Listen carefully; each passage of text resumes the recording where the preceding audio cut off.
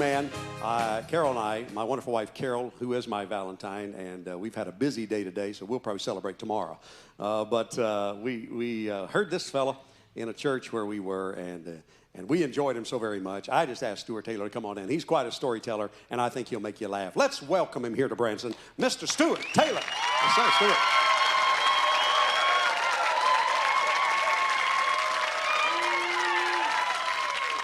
Howdy. I just have to say that we just lost the stage manager. We were standing back there and Gary said, grab the guy behind, or grab the hand beside you.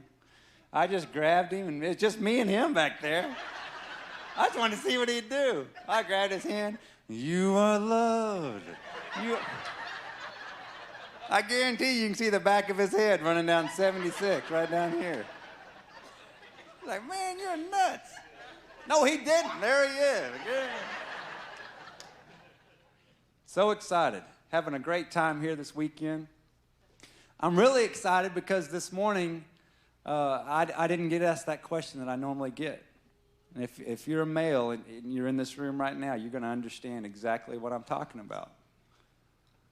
I'll get up in the morning, I'll get dressed. I have a separate bathroom, whole separate section of the house. My wife quarantines me to get ready. So I'll go down and get ready, get dressed, and I'll come out. I know every one of you have been asked this question. You wearing that?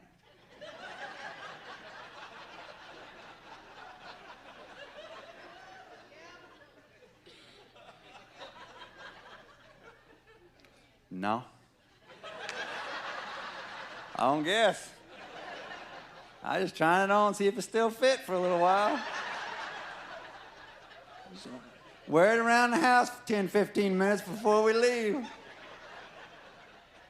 Sometimes I don't even get that. Sometimes I'll come up the stairs and I'll stand at the top of the stairs and she'll come out and she'll just look at me.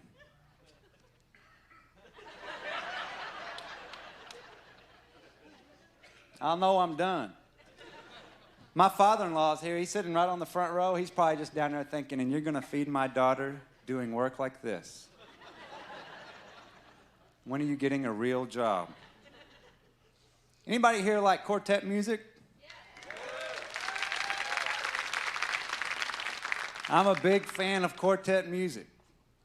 I've sung in a few quartets, but right now I don't know if this is a word, but I'm quartet-less. I've noticed something on TV, watching Bill Gaither and the cathedrals. Like the cathedrals? Anybody cathedral fans? Old George, the bass, and all these bass singers. I watch these homecoming videos, and I see these on TV. Well, the other night I was watching one, and I keep watching these bass singers, and they're always doing the exact same thing.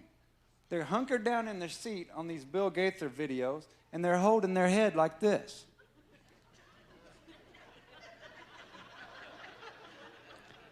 I'm just thinking, I wonder what they're doing. And then I saw Bill Gaither on TV the other day with a vocal band, and he was standing over there singing, and he was holding the side of his head like this. None of the other singers do that. So I'm thinking that must be the secret to singing bass, is that you have to hold your ear. You watch. If you've got a Gaither, you go home and watch it. A bass singer will be holding their ear. Not all these other pretty guys. They're always doing something, something really cool. And the bass singer, I don't know if he's just depressed or if he's got an earache or if he's cleaning wax out of his ears or what the deal is. But he's always just over there like this. So at home, I sing in the shower and stuff and around the house. And so I started practicing, trying to sing bass. And so I would just kind of cover my head up like this. And I've seen some of them. Bill, he's a little subtle sometimes. I saw him the other day. He just goes like this. I'm just thinking, you're not wanting to go solo, Don't sing too low, so he just kind of plays with his ear a little bit. If you want to get real down in the bass, you have to grab the whole side of your head. I saw J.D. Sumner. I couldn't even see nothing but his rear end. He was under the seat like this.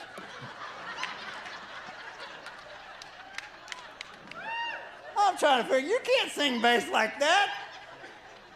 What are they doing? So I don't have a quartet, but I thought, you know what? Who needs them? I saw that quartet today, and they were all together, and they were just chatting, and they've got the people to travel with, but they got to split the money 4 ways.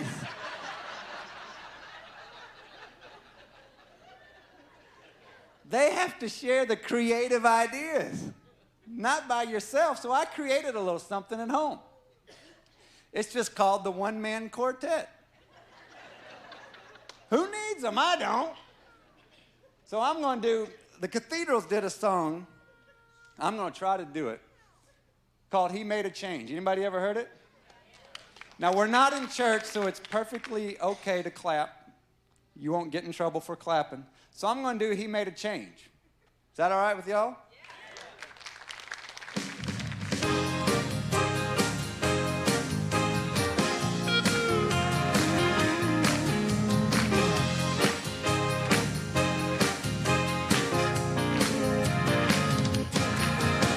When Paul met the Lord on Damascus Road, he never was the same again. When Peter met the Lord and left his boat and started fishing for men. Now I may not be Peter or Paul, but one thing I can truly say, when I met the Lord and made him my choice, he definitely made a change. Made a change. Made a change in the way that I'm walking. Made a change. He made a change in the way that I'm talking. Old things passed away. Behold, everything's new. He made a change in the life that I'm living. I'm born again, set free, finally forgiven. If he can make a change in me, he can make a change in you. I see some old friends are shaking their heads, 'cause they never thought they'd see the day when a sinner like me would praise the Lord and bow my head to pray. Well, I'm not what I used to be. You see, my life has been rearranged. When I met the Lord and made him my choice, he definitely made a change.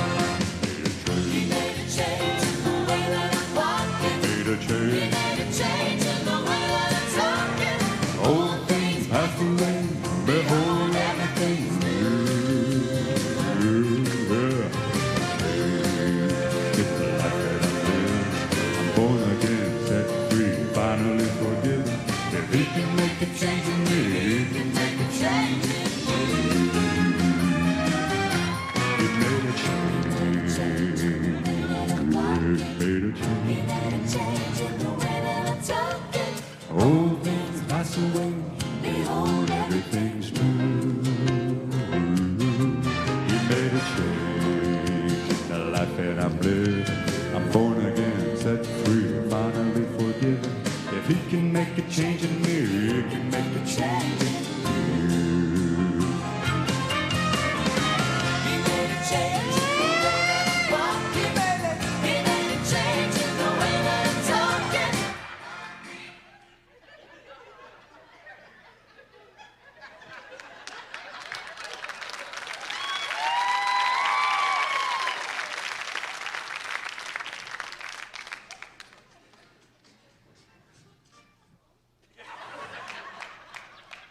So I can't sing the high part.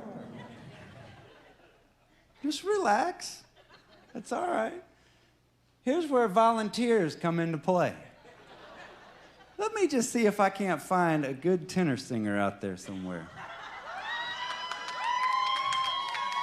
I see a few. One right there. Right, how about right there, right back there? You young man right there, come up here. Come up here. Yeah, you. Just come right up here. Come right up here. Come here. There's your stairs right there. Come here, son. How you doing? What's your name? Dave Pittman. Dave Pittman. Come here. Come here. You ever seen a microphone before? That's a microphone right you have now. Okay. Pick that up. Pick it up. All right. Where you from, Dave? Fayetteville, Arkansas. Fayetteville, Arkansas. What do you do over there, Dave? Anything? You lay around, sleep, eat donuts, Twinkies, watch TV, Three Stooges, cartoons, yeah, Larry cartoons. Boy, VeggieTales. That's Yeah, right. you look like it. You're a young man. Now listen, here's the deal. When I point to you, I want you to sing. Okay. You ever sung a note in your life? It's a little Couple bit, times? You ever heard this song? You Yeah, like it? Yeah, for this song. Yeah, I'm not giving you time to answer anything, am I? No.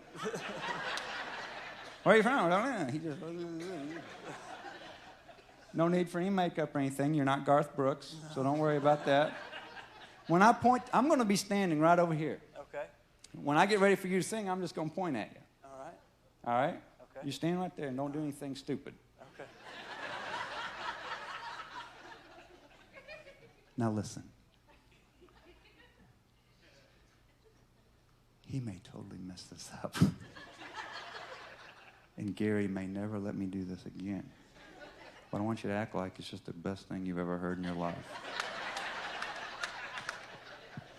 I don't want this boy going home with issues tonight. I don't want him going home to mama.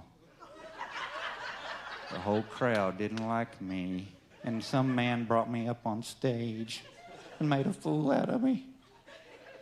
All right. Are we ready back there? We're going to try this. Here we go.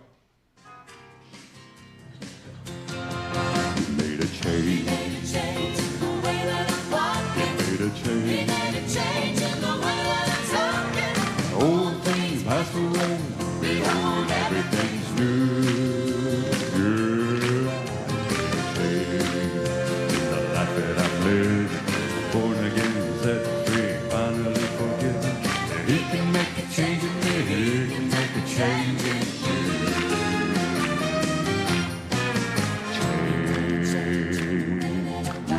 Made a change. Old things pass away. Behold, everything's new. Made a change in the life that I'm living.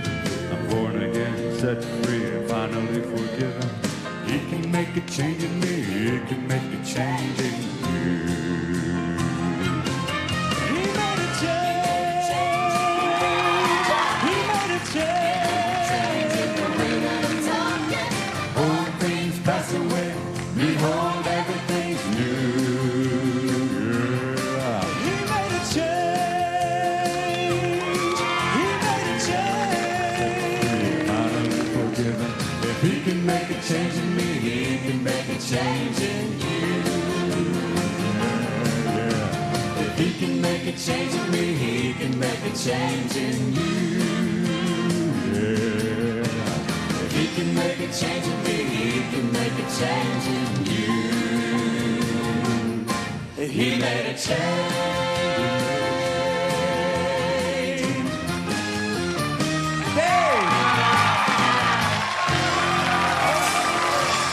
You do it twice in a row? All right. He made a change in the way that I'm walking. Made a He change. made a change in the way that I'm talking. Old things pass away. Behold, Everything's new.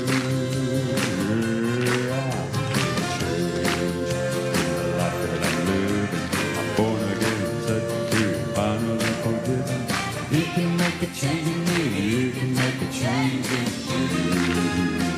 Listen now. He made a change. change in the way that I'm talking. Old things pass away. Behold, Everything's new. Change in the life that I'm living. I'm born again, set free, finally forgiven. He can make a change in me. He can make a change in you. He made a change. He made a change. All things pass away. Behold, everything's new. He made a change in the way that he made a Born again, set free, finally forgiven. He can make a change in me. He can make a change in you. Yeah. If He can make a change in me, He can make a change in you.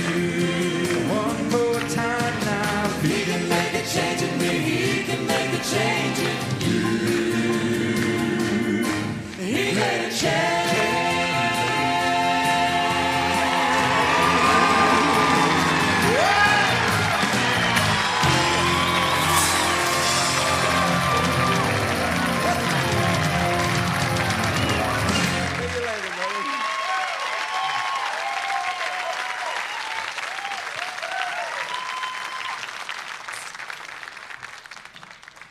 I'm no longer quartet-less. Woo! That was fun, wasn't it? That was fun.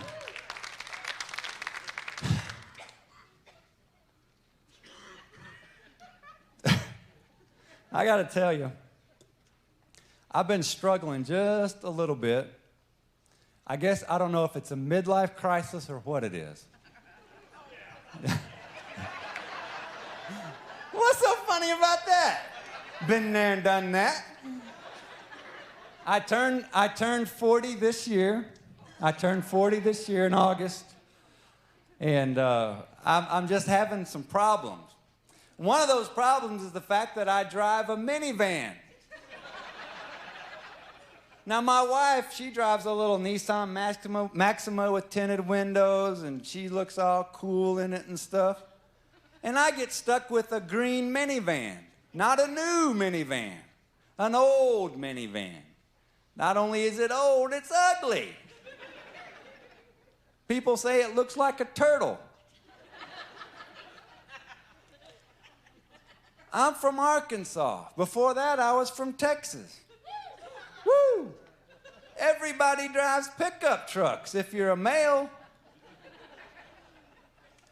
And I don't have a pickup truck. I have a minivan. And I sit all up in it, and the seat's all hiked up, and I just look ridiculous. Because I want to look cool, right? Still, even though I'm going to be 40, I wouldn't mind looking like, you know, hey, I've got it together. I go fishing, I hunt, and do all that kind of stuff, too. Instead, I look like I'm going to Mother's Day out luncheon. Or to a PTA meeting. It's not bad when I've got Anna with me. They see the car seat, they see her. Dudes pull up in their pickup truck and they look over. What's that dude driving a minivan for? Oh, he got kids. That says it all. I understand. It's when I don't have her that's the problem. I pull up, they've got Waylon and Willie just a blaring in their pickup truck. They got their gun rack, their toolbox, and I'm sitting over there in my van singing, the wheels on the bus go round and round, round and round, round and round, the wheels on the... And what's bad is when they catch me singing it. They're over there on the road again, you know, got their cowboy hat on, just male America. I'm over there in a little pink shirt singing, the wheels on the bus go round and round, round and round, round and round.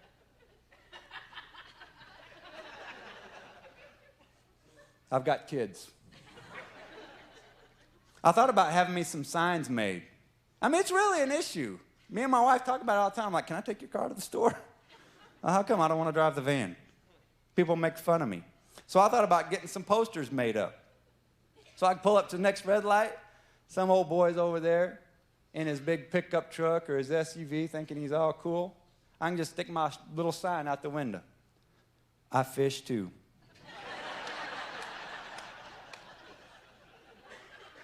Someday I'll have a truck. And they always have cool bumper stickers. Go Marines. Army of One. Harley Davidson's rule. I've got a van with a bumper sticker on it that has my child's educational background on it. They don't really care that my kid's on the honor roll. Or I've got a bumper sticker back there that said Mary Kay rules.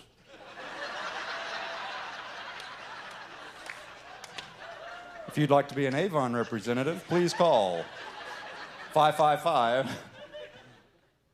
How many garage sale folks do we have here? Okay, you people have issues. I just want to talk to y'all about this for just a moment. My wife decided this year she was going to have a garage sale. I love going to garage sales. But I'm not much on putting one on or hosting one, if that's what you call it. You hooped and hollered. Is it hosting a garage sale? You just do it. You just get your junk out there and put prices on it, and that's it. Well, she decided she'd do it with her brother. Well, I'm upset already because it's going to be me climbing up in the attic, getting those 1978 Good Housekeeping magazines down that we're going to sell. All this stuff, and putting up tables and doing all this work. But I had a good attitude about it, anything to help her. Honey, I just want to see if we get a little money. We've got a lot of stuff. We've been married almost 10 years. We'll just put some stuff together, throw it out there on the table, and see what happens. I'm like, all right, that's no big deal. In my mind, I'm thinking, you're nuts. We don't have anything to sell. We don't have anything. Everything's broken. So she said, no, we can come up with something. I just spit. Sorry about that, ma'am. She said, no, we can come up with something. I'm sure we can. So her brother gathers up all his stuff and I got to help him unload his truck. Got to help her get all her stuff out there. And you know there's the pricing thing, right? Especially when you're doing it with someone else. Get your initials on there. It don't matter if it's family. She like, get my initials on that thing. I don't want them getting an extra 50 cents. I don't want them kids over there getting our stuff. So I'm making sure we got all the initials on there and getting everything done, making sure our half is all taken care of. And I told her, I said, now listen, I'll help you get it out there. I'll help you set up the tables. I'm not going to stay out there. I'll keep Anna in the house, our little 3-year-old daughter. I'll keep her in the house. That'll be it. That's my contribution. My main reason for that was because I was afraid I couldn't count back change. At 50 cents, you gave me $1. Hold on, let me go get the calculator.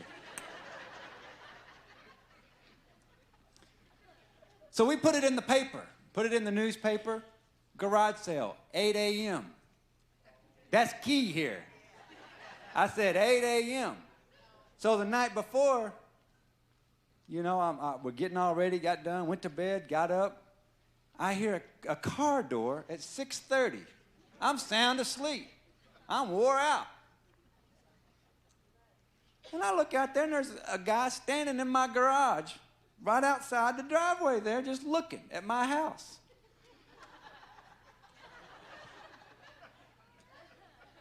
I wake up my wife. I said, there's an idiot standing in our driveway, and it's 6:30. The reaction I was hoping for was, well, honey, don't worry about him. If he wants something that bad, he can come back in an hour. You lay down and get you another hour of sleep. Is that the reaction I got? No. Well, get out there. He might buy something. You have not lived until you've seen my hair first thing in the morning. It's all sticking up and going all which ways, and I had breath that could kill a cow. You know how it is, first thing in the morning, I have my drawers on and my shirt, and I'm just standing there going, what am I doing? Well, get out there, hurry up. He's gonna buy something. Every 50 cents, it adds up. So I go out there, and I'll raise the garage door. He walks in, he said, I'm looking for a used cell phone that doesn't work.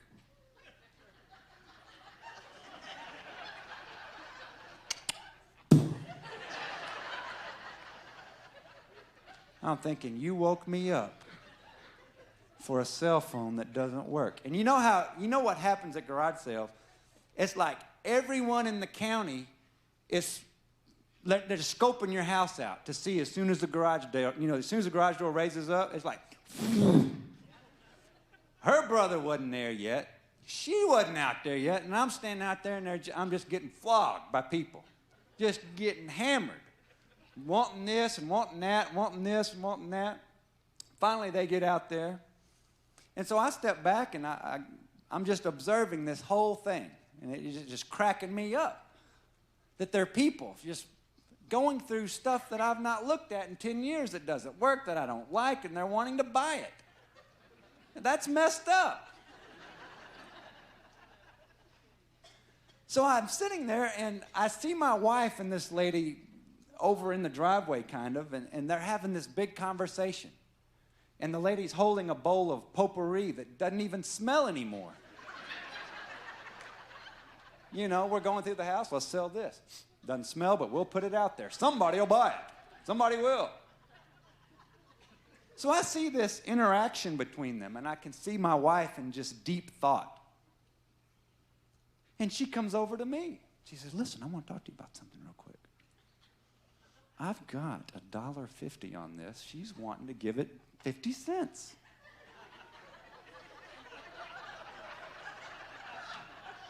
What do you think I ought to do? I think you ought to pay her to take it.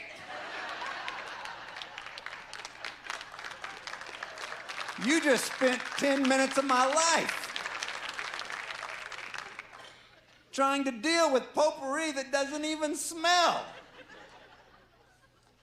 Well, Well, I'm standing there, and a little bit later, I see a woman standing. You know how you have to rig up something to have your clothes hanging up? That was my job, too.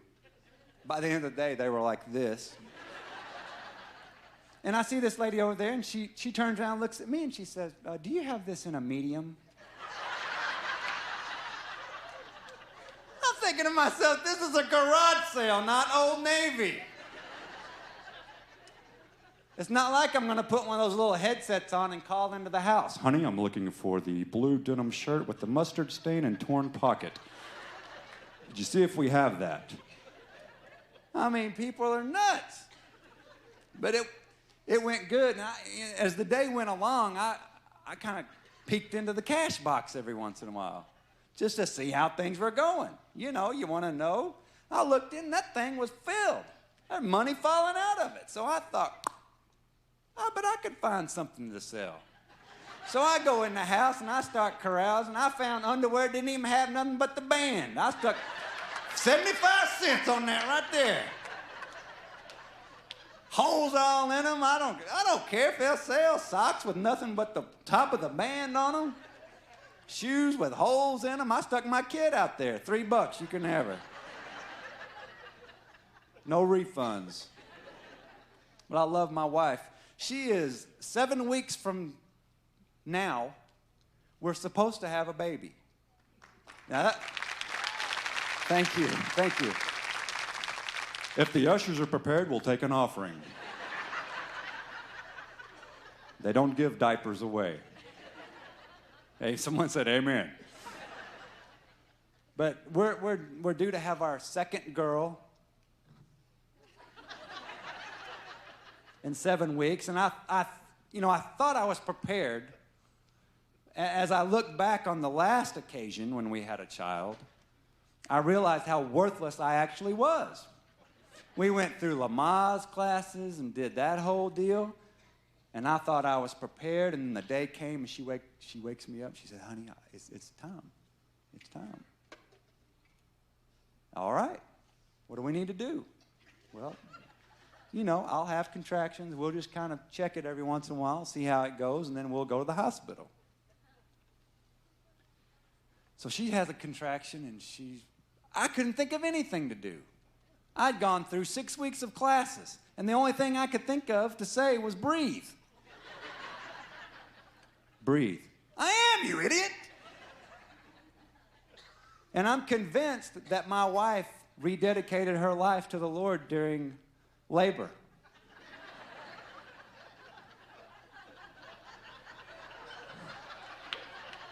I got a few things right, too. I was confessing other folks' sin. Because I didn't know what to do. I need you to rub my back, honey. Okay. Don't touch me. Rub my back. Don't touch me. So I stayed confused the whole time. Well, I lost her. I lost her in the house. Couldn't find her. And I spent the day just walking around like this. Waiting for instructions. What do I need to do? Well, I lost her in the house. I went back, and she was in the bedroom on her knees by the bed, reading the Word. I said, I walked in the door, and I said, honey, what are you doing? I'm just trying to find some encouragement from God's Word to get me through this. Get out of here!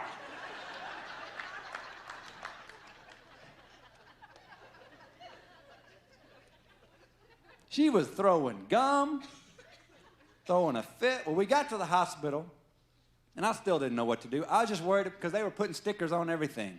And you know what that means. You're getting charged for it. We walked in the door, she put a sticker on me. So we get in there. Lori has the baby. Beautiful baby. It's the most beautiful girl you've ever seen in your life, I promise you. She got blue eyes, blonde, curly hair. She gets anything she wants. I promise you that.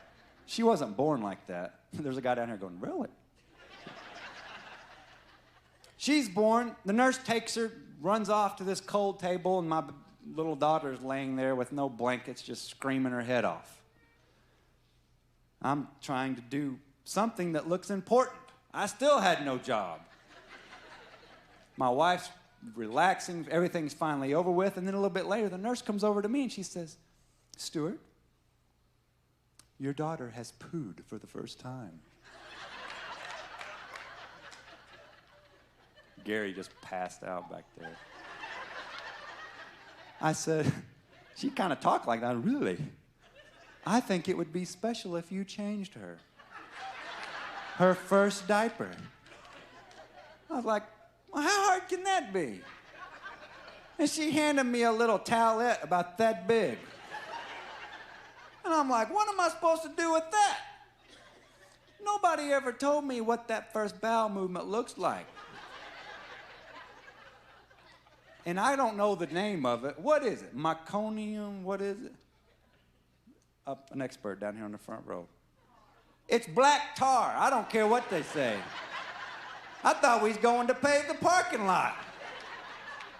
I was standing there, I said, you expect me to get that cleaned up with that? I'm a male. I wanted to run to Home Depot. You want it cleaned up? We'll get it cleaned up. Give me a blowtorch, some scrapers, some sandpaper. I'll get it cleaned up. Anybody watch reality TV? I'm sick to death of reality TV. You know that they are doing everything possible to find people's spouses. Have you noticed this at all on TV? They will pay them all kinds of money, send them on exotic vacations all over the world, feed them all they want, put brand new clothes on all of them, and then see if they can get along. I'm like, well, who couldn't get along doing that? I got some reality TV for you. I'd put them in, let them see each other first thing in the morning. Before the makeup artists come in. You ever see them people kiss first thing in the morning on TV? What's wrong with that? What's wrong with that picture? Ain't nobody gonna kiss first thing in the morning. I had a plexiglass wall built in my house in the wall. First thing in the morning, I just pull it out.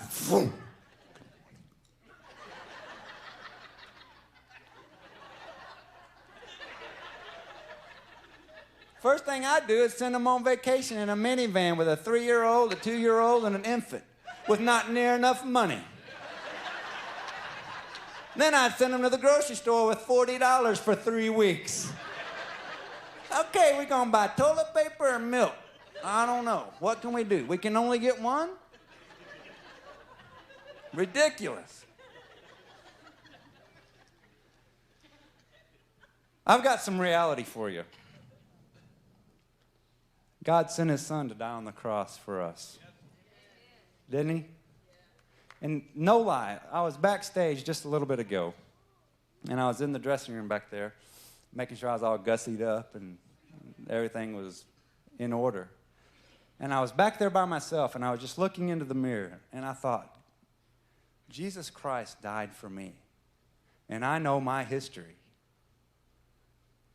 and I know the things that I've done, and I know my failures, and he still died on a cross for me. God's wonderful, amazing grace. Amen? And I'm so thankful for it. I want to introduce a lady to you tonight who's responsible for me even being here. Mom, are you still here or did you go home? Ladies and gentlemen, Joanne Taylor.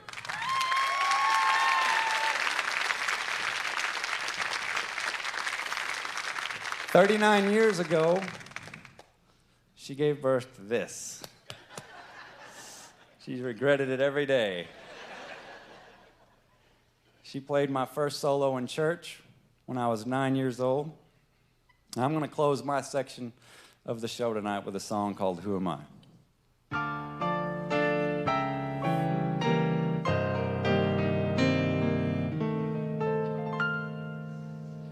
When I think of how he came so far from glory, came and dwelt among the lowly, such as I.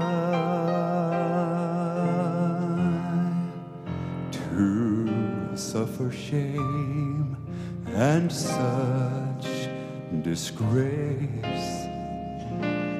On Mount Calvary he took my place, and so I ask myself this question: who am I? Who am I that a king would bleed and die for? Who am I that he would pray, not mine will thine, Lord? The answer I may never know, just why he loved me so, and to an old rugged cross he'd go, for who am I?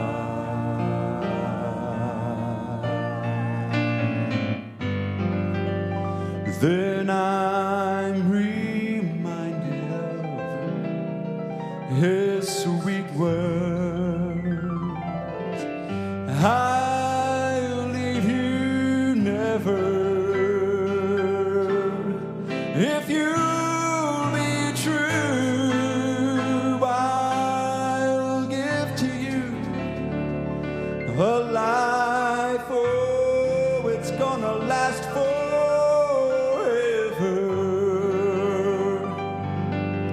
I wonder what I could have done to deserve God's own precious Son. He fights my battles till all are won. Oh, who am I? Oh, who am I that a king would bleed and die for? Who am I that he would pray, not my will thine, Lord? The answer I may never know, just why he loved me so, and to an old rugged cross he'd go, for who am I?